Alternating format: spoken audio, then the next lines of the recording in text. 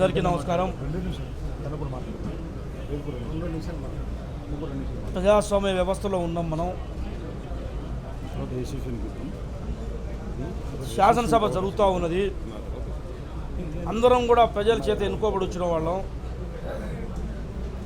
అధికారం పదవులు అందరం కూడా అనుభవించే హక్కు అవకాశం ఉన్న నేపథ్యంలో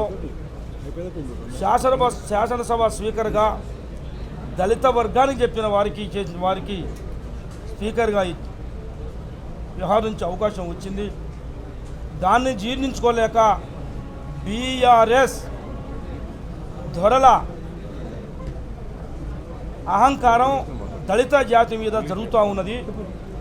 దళిత సామాజిక వర్గాల మీద బీఆర్ఎస్ దొరల దాడిని పూర్తి స్థాయిలో ఖండిస్తూ ఉన్నాం.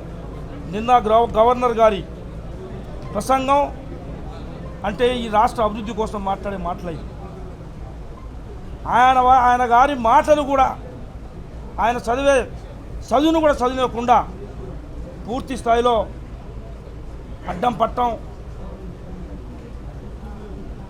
ఈరోజు స్పీకర్ గారిని నువ్వు చేపట్టే శాసనసభ అని జగదీష్ రెడ్డి గారు ఏదైతే బజార్లో మాట్లాడుకుంటారో అంత హీనంగా తప్పుడు భాష మాట్లాడి పూర్తి శాసనసభని ఈ తెలంగాణ సమాజాన్ని, తెలంగాణ దళిత సమాజాన్ని ఇలా అవమానపరిచే విధంగా జగదీష్ రెడ్డి గారు మాట్లాడడం జరిగింది.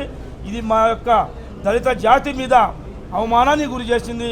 ఆనాడు శాసనసభ పక్ష నాయకుడిగా, ప్రతిపక్ష నేతగా ఆ రోజు భట్టి విక్రమార్క గారిని కూడా ప్రతిపక్ష నాయకుడిగా ఉండనీయకుండా కాంగ్రెస్ పార్టీ శాసనసభ్యులందరినీ కూడా విలీనం చేసుకున్న పరిస్థితిని చూసాం. అధికారంలో వచ్చిన తర్వాత మన దళితుడిని ముఖ్యమంత్రిని చేస్తా అన్నావు, ముఖ్యమంత్రిని చేయబోతే నా మెడకాయ తీసేసుకుంటా అన్నావు. ఇవన్నీ చెప్పుకుంటూ వచ్చి ఇవాళ ఇందిరామ రాజ్యంలో ఉన్న దళితుల్ని కూడా దాడి చేస్తున్నారు. దాంట్లో భాగమే ఇవాళ జగదీష్ రెడ్డి గారు స్వయంగా శాసనసభ సాక్షిగా స్పీకర్ చైర్ మీద దాడి చేసే పరిస్థితి వచ్చింది. కాబట్టి అటువంటి వ్యక్తి 10 సంవత్సరాల అధికారం అనుభవించి తెలంగాణ రాష్ట్రాన్ని దోచుకొని అహంకారాన్ని ఇంకా సహనం కోల్పోయి స్పీకర్ చైర్ మీద దాడి చేసిన జగదీష్ రెడ్డిని వెంటనే శాసనసభ సమావేశాలు రాకుండా ఎక్స్పెల్ చేయాలి, పూర్తిగా సస్పెండ్ చేయాలని చెప్పేసి ఎస్సీ ఎస్టీ ఎమ్మెల్యేలు అందరం కూడా దళిత జాతి పక్షాన డిమాండ్ చేస్తూ ఉన్నాం.